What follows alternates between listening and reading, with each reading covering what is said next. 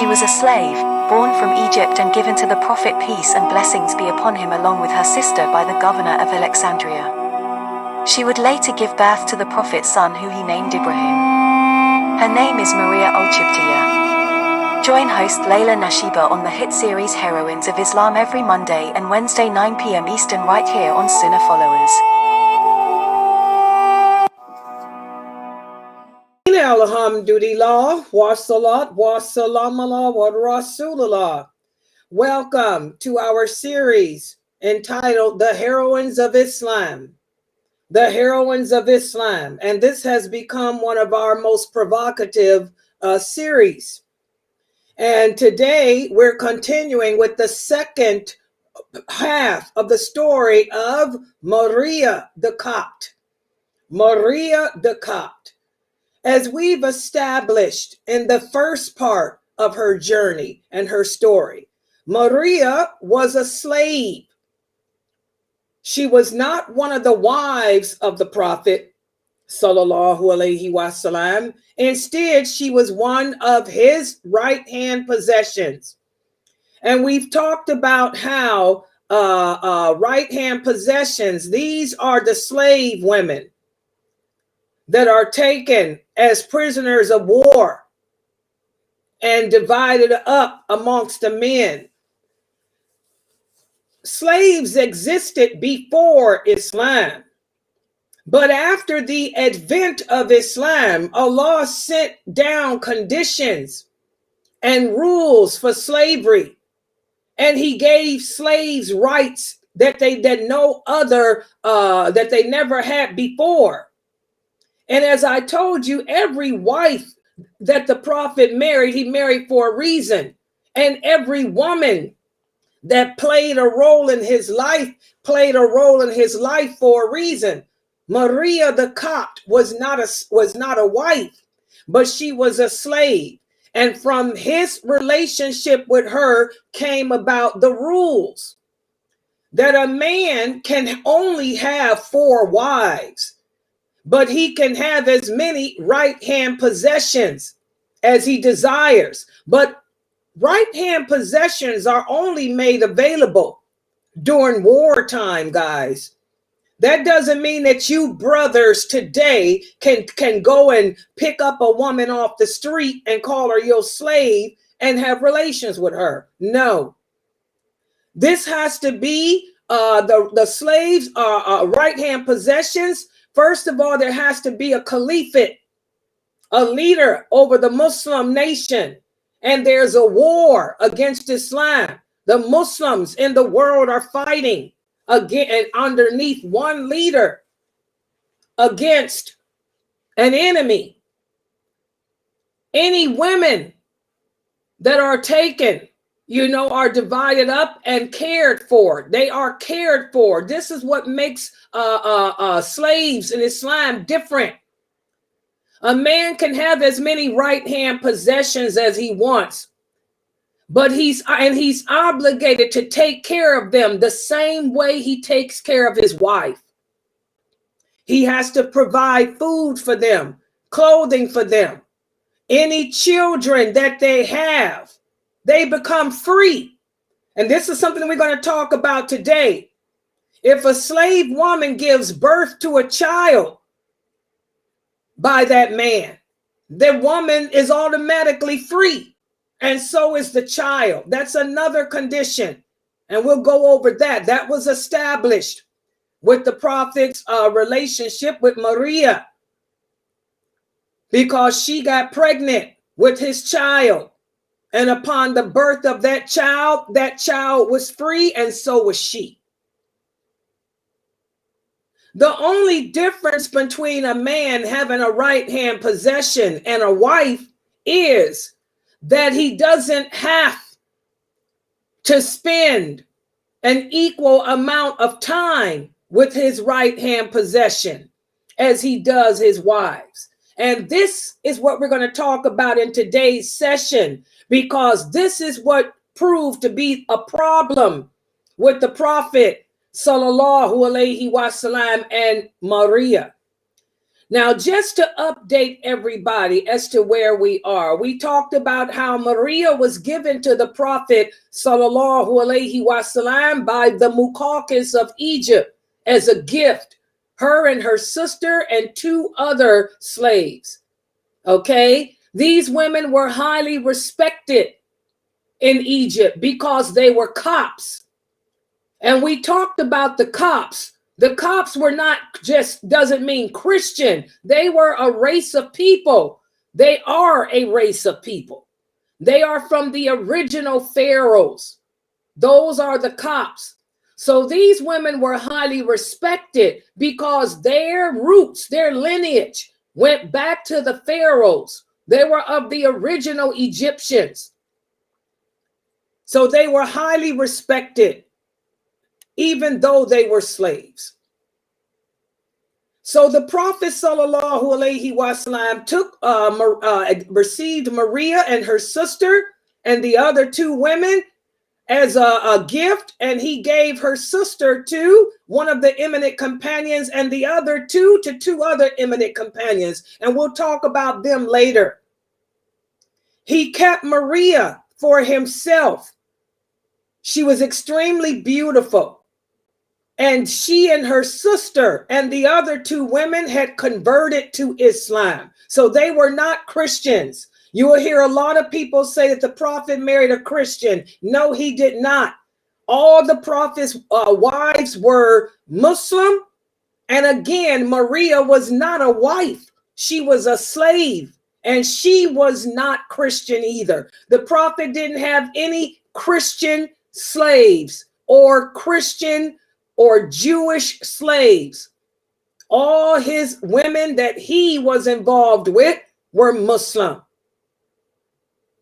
And we're going to talk up next time about another slave he had named Rayhana. She was Jewish, but she was Muslim too. He never married her either. So there were 2 slave girls that the Prophet had, Mariya and Rayhana. But today we're going to speak about Mariya. So when the Prophet sallallahu alaihi wasallam received her, he knew because of her beauty that Aisha and his other wives would be extremely jealous of her. And Aisha tells us in her own words that when she heard that the Muqawqis had sent a slave girl as a gift to the Prophet, she didn't care. It didn't bother her because she figured, being that she was from Egypt, she was nothing for her to be intimidated by, because again, she pictured her as just being someone, a slave girl, not attractive or something. So it didn't bother her. And so the Prophet sallallahu alaihi wasallam had Mariya live because again, a man doesn't have to provide a home for his slaves. She can live with whomever he wants her to live with. When the Prophet first brought Mariya back, he knew that none of his wives would want her living with them. Okay, because he knew how jealous his wives were. So he had her instead stay with another companion. Okay. As Mariya was staying at this home of another companion, another slave who was a eunuch who was sent as a gift to the Prophet would take care of her, because he took care of her and her sister when they were in Egypt. So a gossip began to occur. People began to rumor and lie and slander and say, oh, the Prophet Muhammad got a slave girl who's having sex with another slave and all of this, not knowing that that man was a eunuch. So the word got out, the truth got out that he was a eunuch, and that stopped the rumor. But the people got to see how she looked. And when the people saw that Mariya didn't look like the typical Egyptian they had seen, because they had seen other people from Egypt, but they were darker in color. Okay. Mariya was a Copt. She was not dark in color. So the word got out that this woman was beautiful. And that's when Aisha got jealous. She said, a beautiful woman from Egypt? So Aisha went to take a look at her. And Aisha tells us in her own words, when she saw Mariya, she never was jealous of a woman like she was of Mariya. Number one, Mariya was young. She was the same age as Aisha. She was young like Aisha, around 16 at that time. At that point, Aisha was around 16. So Mariya was around 16 years old, same age as Aisha. Plus, Aisha says the color of her skin, she was white. So anybody with misconceptions that Mariya was a black-skinned African slave, that's not true. She was a Copt, Egyptian Copt, and she was white. Aisha said she was white in color. And she had curly, wavy, long hair. In other words, that, waves that just flew down. She was extremely beautiful and young like Aisha. Aisha said when she saw her, she hated her. She instantly hated her because now here was a young, beautiful girl who would give her competition.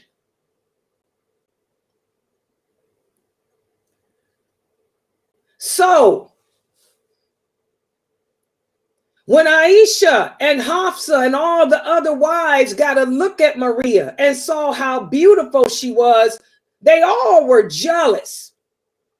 And so to prevent Mariya from being abused by them, the prophet moved her. He kept moving her to different homes of different companions.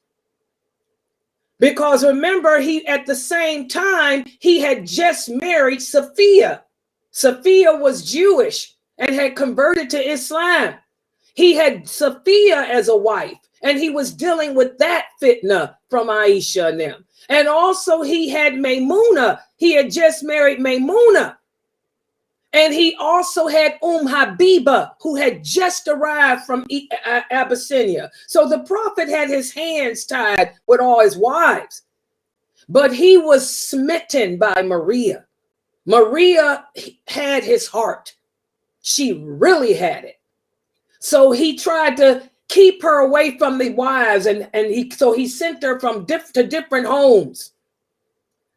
And then finally, he moved her out to the suburbs of Medina to try to keep her away from the fitna of Aisha and Hafsa. And after the second year of being with the prophet, Mariya became sick, and she didn't know what was wrong with her. She thought maybe it was her homesick, because she was homesick for Egypt. She never really liked Medina. She was from the Nile. She missed the beauty of Egypt. She missed the climate. She missed the Nile River. She missed the fruits, the pomegranates, and all of that. So she thought she was just being homesick. But it was her sister that told her, you're not homesick, you're pregnant. And that's where we stopped off the last time. And today I'm going to pick up from that. And I'm going to tell you some things that other dawah won't tell you, okay? And I want everybody to understand the Prophet Muhammad sallallahu alaihi wasallam was a prophet and a messenger of Allah. But he was also a man. He was also a human being and a man. The Prophet Muhammad sallallahu alaihi wasallam told us in a beautiful hadith, I'm just a man. Obey me when I tell you to do things in regards to this religion. But outside of this religion, understand that I can make mistakes. Understand that I am just a man. You're going to learn today about a big mistake that the prophet made. And that mistake was so humongous that it led to him boycotting his wives for a whole month. And it also led to him divorcing Hafsa. But he took her back after Allah told him to. Okay? Because of a manly mistake he made in regards to Mariya. So let's put the PowerPoint up on the screen and let's get into it. Okay, hold on. Let me screen share. I didn't screen share. I'm sorry. Okay. Inshallah, you guys can see this. Okay. Oh, come on, computer. Oh, okay, there it is. So there we go. This will be part 2. We're going to speak about the big mistake that the Prophet made, sallallahu alaihi wasallam, in regards to Mariya and the repercussions that happened afterwards. And again, it all started. And by the way, the pictures I am using, because again, there were questions about a Copt. They're Egyptians. They're the original Egyptians. And so these are pictures that I got off the internet of how ancient Egyptians looked, how Copts looked. These are women pictures recreated from some of the pictures that were dug up in Egypt of how women looked, the Copts looked. And some of these are real. This woman here is a real Copt. This is a real Copt today, the Egyptian Copt. Okay, so I tried to use pictures to give y'all the answer how they look. They look just like the Egyptians, but they're just whiter in color. That's all. They all got the eyes, the dark eyebrows. Their hair is a little straighter. They may have a keener nose, you know, fuller lips, you know. But I've got these pictures so y'all can see. This is a Coptic woman. So as we talked about last time, after being with the Prophet for 2 years, Mariya became aware of the signs of pregnancy, but she thought that this was just her imagination. When the signs became more and more apparent, it was her sister, Serin, who told her that you are pregnant. You're not homesick. It's not your imagination. You're really pregnant. And Mariya was so happy to hear this because remember, the Prophet Muhammad sallallahu alaihi wasallam referred to her as his Hajar. Remember, the Prophet Muhammad's idol was Prophet Abraham alaihi salam. And Abraham had Hajar. Hajar was an Egyptian Copt too. She was a Copt just like Mariya. And the Prophet used to joke with her and tell Mariya she was his little Copt. She was his little Hajar. So when Mariya found out that she was pregnant, she almost fainted. And she couldn't wait for the Prophet to come see her. And when he came to see her, she told him she was pregnant. And he began to think. He said, wow. He knew how sensitive she had been lately. And when I talk about sensitive, I'm talking about very emotional. Because again, the Prophet had to keep moving her from place to place. Because Aisha and Hafsa and them were so jealous of her because she was so beautiful and he was trying to protect her. And at this point, Mariya was very emotional. She was like, I'm sick of you. I'm sick of them. I'm tired of dealing with them, you know. So he had noticed how she was extra sensitive, extra emotional. And also she wasn't eating properly. And then when she told him that she was pregnant, he said, wow, these are the same signs that Khadija radiallahu anha had went through. And then the Prophet became happy because he never thought he'd have another child. He was especially happy because his daughter Zainab had recently died. His daughter Zainab had died and he thought he'd never have any other children. Okay, so when she told him that she was pregnant, he was happy. Plus, it reminded him again of his father, Ibrahim alayhi salam. Ibrahim and Hajar. Hajar gave Prophet Abraham a son. And now here his Hajar is pregnant. Okay. In fact, when Mariya told the Prophet sallallahu alaihi wasallam that she was pregnant, but in the beginning she couldn't believe she was, that's when the Prophet began to recite the following verses.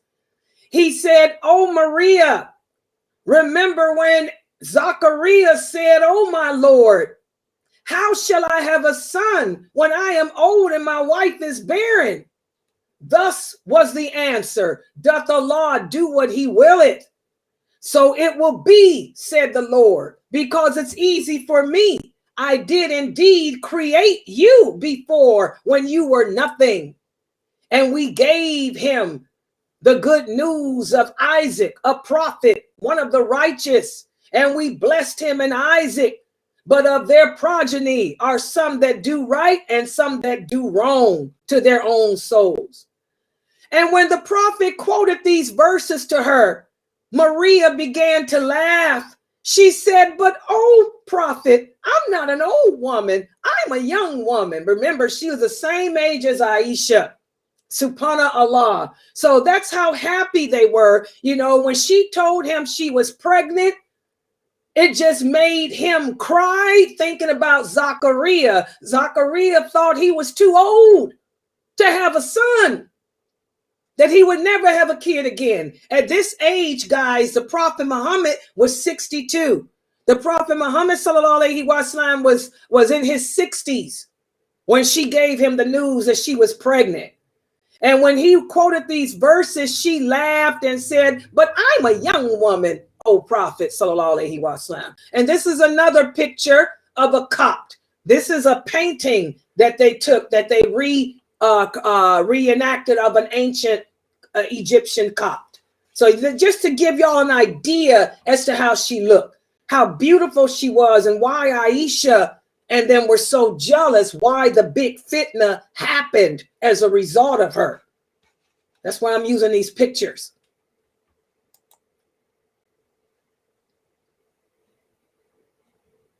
This is a Coptic woman today. This woman here is an Egyptian Copt. Famous. This is a famous Egyptian Copt. She's a movie star. She's Coptic. Okay. So when the Prophet sallallahu alaihi wasallam learned that Mariya was pregnant, the word got out and the rest of Medina heard about it too. Now you can imagine how depressing it was for the other wives of the Prophet to hear it, especially Aisha.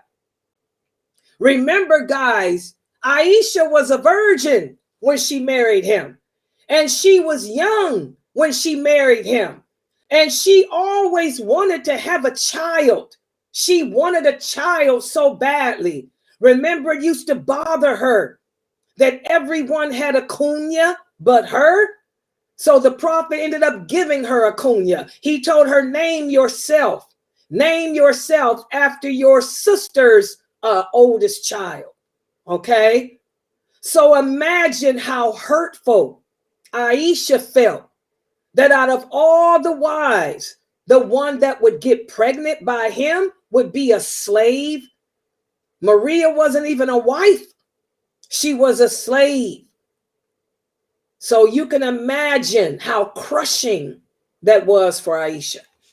Because even, all the other wives, most of them had children, but she didn't. So when the news got out, the other wives heard about it. Once again, the Prophet had to move Mariya. This time he moved her to the neighborhood of Medina known as Aliyah. Aliyah was a plateau, and he had her settle there. He wanted her to go there, number one, to be away from the wives, and also number two, because the air was fresh, the air was good, and that would help her, you know, to have a good pregnancy, and that would help her, you know, with the pain of labor and all of that. Remember, guys, the Arabs back in those days, they still do. They used to send their newborn babies to the desert to be suckled. Some of them still do. You know, some of the Muslims in the Emirates, you know, my sister is married to an Emirate, and her kids are Emirate. When my sister's children were born, you know, my sister's husband, you know, would send them to spend the summer, and they still do. They go and spend the summer in the desert with the Bedouins who are of their tribe and stuff. So some of the Arabs still do this. So the Prophet sallallahu alaihi wasallam moved her to Aliyah to be away from the Aisha and her wrath and the other wives, and also because the air was good and it's a good place for her to, you know, relax, to have a baby. And throughout her pregnancy, the Prophet Muhammad sallallahu alaihi wasallam showed Mariya special attention. Remember the difference between a wife and a slave. A man doesn't owe the slave woman any certain nights. He doesn't have to be just and fair and equal in his time. He can see her whenever he can. So the prophets, you know, saw her as in the morning and the night as often as he could. And also her sister Seren would visit and give her special attention. You know, for those of you who don't know, he loved her. Aisha tells us, boy, that was her. And that was right before he died. You know, he got Mariya right before he died. I mean, she was his, I would imagine she was an Aisha without all the mouth. And that's how I view Mariya. I mean, she was young like Aisha, playful like Aisha, but she was trained in the service of being a slave. So Mariya knew how to satisfy. She knew how to satisfy. This is important. She knew how to satisfy a man because she was trained. She was one of the slaves of the Muqawqis. So her whole life was she was raised and cultured her whole life to service a man, to be a man's comfort, to be his ease, his pleasure. So I imagine her as being an Aisha without all that mouth and feistiness. You know, so you can imagine the comfort he got with her because she was young, playful, beautiful, and trained in the art of servicing a man. God, that had to be wonderful with him and her. Okay. So in the 8th year, and by the way, this is a recreation of a painting of how the ancient Egyptians look. See the color? These are the Copts. In the 8th year of the migration, the time for the birth arrived. The Prophet Muhammad sallallahu alaihi wasallam brought Salma, who was the wife of Abu Rafi, to act as midwife for Mariya. And everything I'm telling you is coming out of Bukhari. Most of this is Bukhari and Muslim, but most of it is in Bukhari. So everything I'm telling y'all tonight is authentic. You can find it in Bukhari and Muslim. So the Prophet sallallahu alaihi wasallam brought Salma, the wife of Abu Rafi, to be a midwife for Mariya. And while Mariya was going through labor, the Prophet went into a corner. He went into a corner of the room of the house and was praying, making dua while she was, you know, going through the labor pains. After she had given birth, Rafi took the child and gave it to her husband. And her husband then handed the child to the Prophet. And the Prophet sallallahu alaihi wasallam was so happy because he was holding in his arms a son, a beautiful, handsome son. The Prophet was so happy that he gave a slave to Rafi as a gift. And then he ran to Mariya, you know, and congratulated her and told her, guess what, Mariya, you are now free. And this is when a rule came about. This is the rule in Islam. If a man has a slave woman and that slave woman gives birth to a child, she is automatically free, and so are the children. That's the Islamic law, guys. Any Jariya who gives birth to the child of her master, she becomes free, and the child is born free. So the Prophet sallallahu alaihi wasallam announced that to Mariya. He said, you are no longer a slave now. You know, you're free. And this child is free. And the women of the Ansar competed to be the wet nurse for Ibrahim. Because, of course, you know, Mariya was the Prophet's Hajar.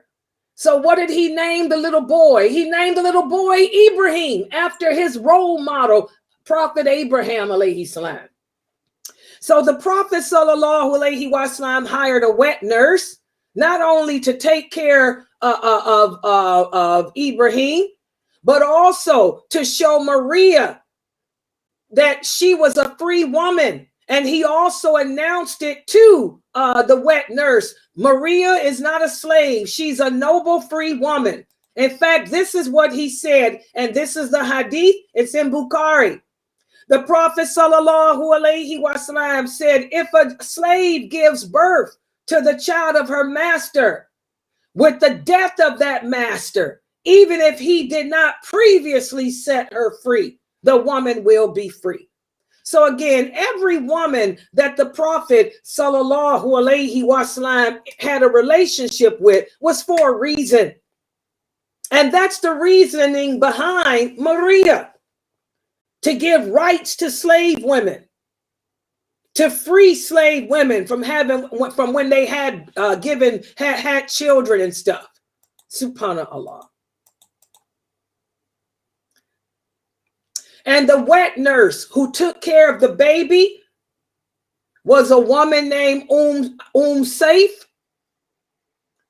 And the Prophet sallallahu alaihi wasallam gave her 7 goats in return for her services. Also, on the 7th day after the birth of Ibrahim, the Prophet sallallahu alaihi wasallam sacrificed a ram. And Abu Hind shaved Ibrahim's head. And the Prophet sallallahu alaihi wasallam distributed silver to the poor of Medina equal to the weight of the hair. And then he buried the hair in the ground and announced to everybody that the son was named Ibrahim. And that's the Aqiqah. That's where that tradition of the Aqiqah comes from, guys. You know, that's where the tradition that we do of an Aqiqah comes from. This is what the Prophet sallallahu alaihi wasallam did upon the birth of Ibrahim. Okay.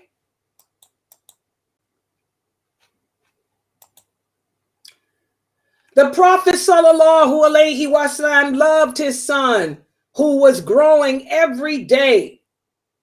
The Prophet loved him so much that one day he decided to take his son to meet Aisha. And when he went to visit Aisha, she saw him enter the home with the child in his arms. He said, "Oh, Aisha, look at my son. Doesn't he look like me?" Aisha looked at the child and she replied in anger, "I see no resemblance between you and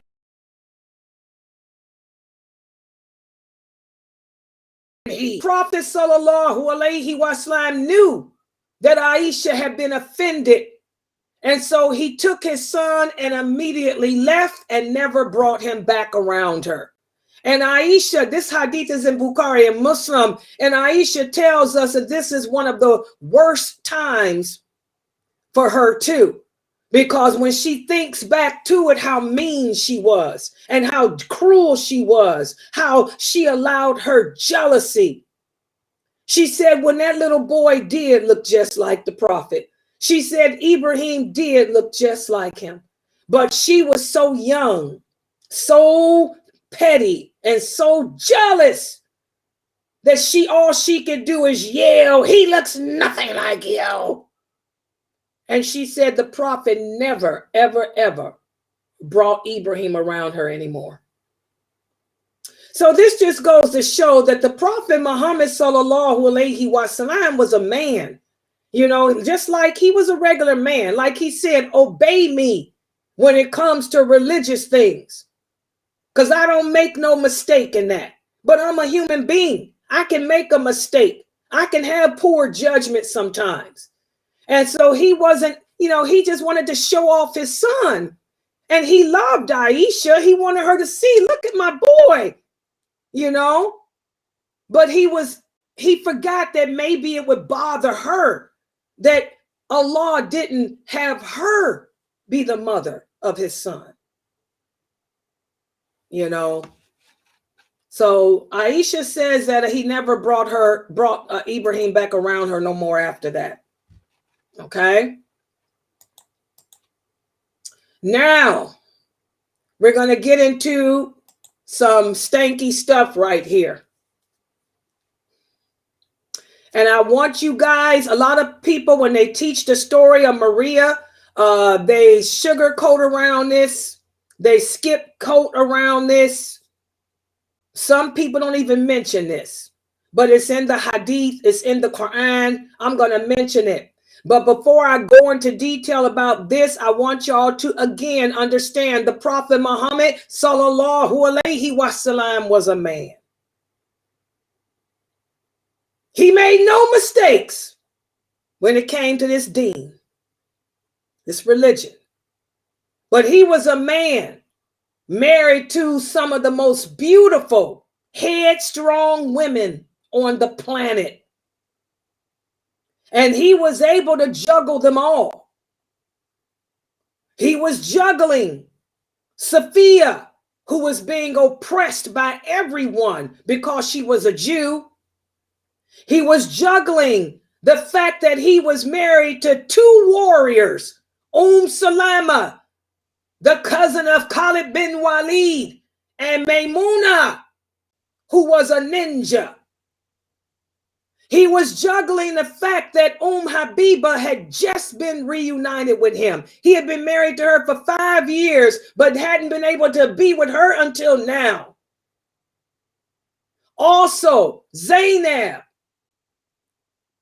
and her competitiveness with Aisha. And Aisha and Hafsa and their plotting and planning to hurt others. He was juggling all of this. And at the same time dealing with the Quraysh. At the same time conveying the message of the truth to the people. He was just a man. So I want you guys, when I go into this happening right here, do not allow yourself to try to say anything or think anything badly about the Prophet sallallahu alaihi wasallam, because he's the best man ever created. He's more sensitive than your man could ever be. And nobody is perfect. Not you, not me, and not him. All right? So, let's talk about it. One day, and we talked about this when I did the story of Hafsa. One day, the Prophet sallallahu alaihi wasallam went to stay in the home of Hafsa. He knew that Hafsa wouldn't be there, so he brought Mariya with him. Again, Mariya was not his wife. Even though he had freed her, she was still his slave. Okay? So he went to stay at Hafsa's house, and he had Mariya with him. And he didn't think that Hafsa would come back anytime soon. However, Hafsa came home unexpectedly, and she found him with Mariya. And she became angry. Remember, Hafsa was like her father, Umar. She had a temper. When she found him with Mariya, she said, "O Prophet of Allah, in my house?" You got her here in my house on my day. This is my day. And she began to cry. Now, remember when we did the story of Aisha radiallahu anha, Aisha told us the rules for polygamy. The rules for polygamy is every wife has to have her own, have their set nights, and you have to be equal in your time. And the prophet, you have to go home to that woman at night, okay? After Maghrib, the prophet would go, after Asr, he would visit all his wives just to check on them. The hadith about the prophet making rounds. The Prophet Muhammad sallallahu alaihi wasallam would make rounds with all his wives in one night. That doesn't mean he was having sex with them like some people think. No, because Aisha tells us the rules. He made rounds every night to check on each wife, to see if they needed anything. And whoever's turn it was at night, he would save her for last. Okay? The rule is you have to spend the night with whoever's turn it is. But you can visit whoever you want to in the day. The night belongs to that wife, but the day is yours. You can spend with whoever you want, but there's a catch. No sex. Remember that? And this is Bukhari and Muslim. Aisha said that the prophet would not have sex with them. If it was my night, you cannot go visit her and have sex with her. You can only have sex with the woman whose night it is. Y'all understand that? That's the rule. That's the rule. That was the rule of the prophet sallallahu alaihi wasallam. Well, Mariya was not a wife. She was a slave.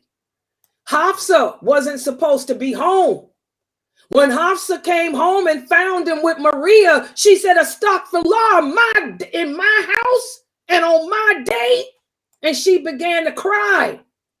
And so to comfort her, the Prophet sallallahu alaihi wasallam said, I'm sorry. He said, I made a mistake.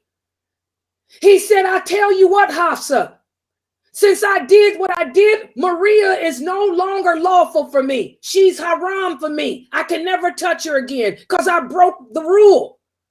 So to make Hafsa calm down, because she was erratic, she get to hitting. He said, wait a minute. I broke the rule. I admit it. I promise. From this moment on, she is unlawful for me to touch. Since I broke the rule. Because you ain't supposed to have sex with no woman if it's not her night. He said she's haram for me from this moment on. Okay? Hafsa, she said, I want you to swear it. She said, swear to me that you will never, ever, ever touch Mariya again. So to appease her, he swore an oath to Allah. He said, I swear by Allah, I will never touch her again. She's haram for me. He said, just don't tell nobody. He made Hafsa promise that she would keep the secret. He said, please don't tell Aisha. Please don't tell the other wives. He said, keep this between you and me. And I swear by Allah, from this day on, I'll never touch Mariya again. Hafsa calmed down. She said, you swear that you won't ever touch her? He said, I swear it. And then he left. And of course, Mariya left too. She ran out of there when Hafsa came in. Okay?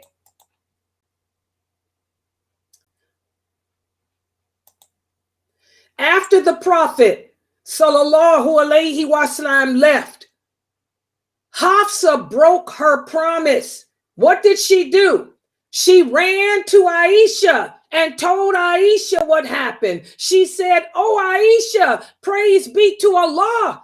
We don't have to ever worry about him being with Mariya anymore because I caught him at my home with her and he swore an oath to Allah that he would never, ever, ever touch her again. So we don't have to worry about Mariya no more. When the Prophet Muhammad sallallahu alaihi wasallam learned that Hafsa broke her promise and told Aisha, Aisha then went and told Zainab, her enemy, and then she went and told the other wives. The Prophet was so angry that's when he swore that he would not go near any of his wives for 30 days. And that's when this verse of the Quran was revealed. Allah sent down the words saying in the interpretation of the meaning, "O Muhammad, why do you hold to be forbidden to you that which Allah has made lawful to you, just to please your wives? Allah is forgiving. Allah is merciful.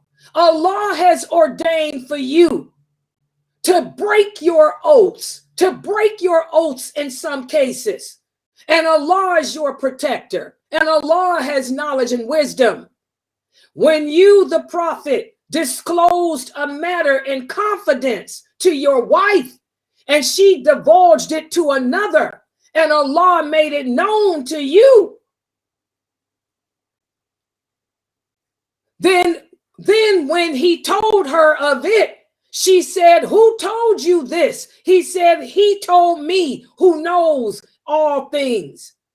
If you two, here Allah is talking about Aisha and Hafsa, if you two turn back in repentance to Allah, your hearts will indeed be inclined to do so. But if you back up each other against him, truly Allah is the protector of him. And so is Jibreel, and so is every other righteous human being. So these verses of Surah Tahrim, verses 1 through 4, were sent down as a result of this. Because Hafsa broke her promise and told Aisha, who told the other wives. And here Allah is letting the Prophet Muhammad know, why would you make an oath, swear to do something that's lawful for you to do? And Allah is letting the Prophet know here, I dissolve your oath. I don't hold you to that oath. Mariya's yours. You can be with her. And it's not about pleasing your wives. And also that's when Allah goes on to say, if you want, I can replace you. He tells the wives, I can replace you with better women. I can give him wives better than all of you. So that's why those verses were sent down. And as a result of this, the Prophet had divorced Hafsa. He was so angry at Hafsa telling the other wives that he divorced her. But Allah sent down the verses of the Quran telling him to take Hafsa back, because Hafsa repented. Hafsa repented to Allah for doing what she did. Allah told the Prophet to take her back. But now I have to be fair. There's some other hadiths too. There's other hadiths that say that these verses were sent down regarding the honey incident. Remember we talked about the secret of the honey? Some hadiths say that the verses were sent down about Hafsa and Aisha with the honey. Other hadiths say that these verses were sent down about Mariya and Hafsa and Aisha. And then there's other hadiths that say that Allah sent these verses down because the wives also wanted to live material lives.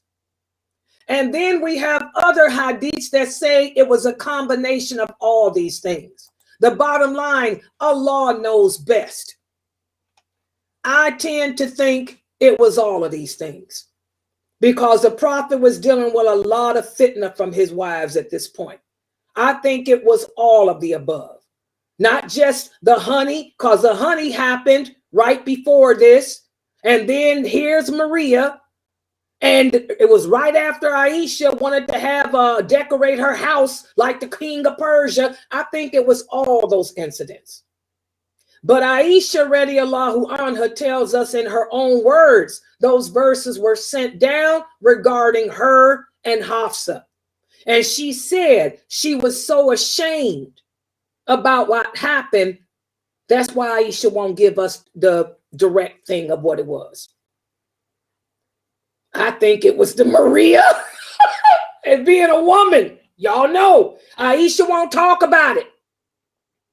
All Aisha would tell the companions when they ask her about those verses is, yeah, it was me and Hafsa and a secret. But she wouldn't go into detail about it. She never would tell the details because she felt bad about it. She was ashamed. I believe it was really the Mariya. But that's what happened. You know, but I have to be fair. There's hadiths that say it could be any of those. It could have been a combination of them all. Okay. So again, the Prophet Muhammad sallallahu alaihi wasallam is a man. Okay. And so like he said, I make mistakes. I'm not perfect. You know, dealing with women, one woman is hard enough. When you got a bunch of strong-minded, 11 strong-minded warrior women, and they all beautiful. And they all got big mouths. And here you got a slave girl who's trained in the arts of pleasing her man. And she's young and innocent and beautiful. He had his hands tied. SubhanAllah. Slave girls didn't have their own home. They lived with people. Well, Hafsa was gone that day. She wasn't home. Let's go. It's my house. I pay the rent. Come on, babe. I mean, a man is a man. I mean, come on. And the Prophet Muhammad sallallahu alaihi wasallam would never, ever, ever deliberately, intentionally hurt any woman. That's the difference too. You know, he would never, ever, ever deliberately hurt Hafsa or anyone else. He did not know that she would come home. He thought that she would be gone for a while. It was his home. Mariya was his slave. Okay? It was just a mistake. We all make them. Bad judgment. We all make them sometimes. All right, so I'm going to stop right here for tonight. When we meet again for this class on Wednesday, I'm going to do the conclusion. What happened after this? What happened after this incident? What was the relationship of the wives with Mariya after this, when Allah sent these verses down telling them that he can replace them with better women if they don't stop giving the Prophet a hard time? We'll pick it up on Wednesday. All right. Subhanakallahumma wa bihamdika ashhadu an la ilaha illa anta astaghfiruka wa atubu ilayk. Are there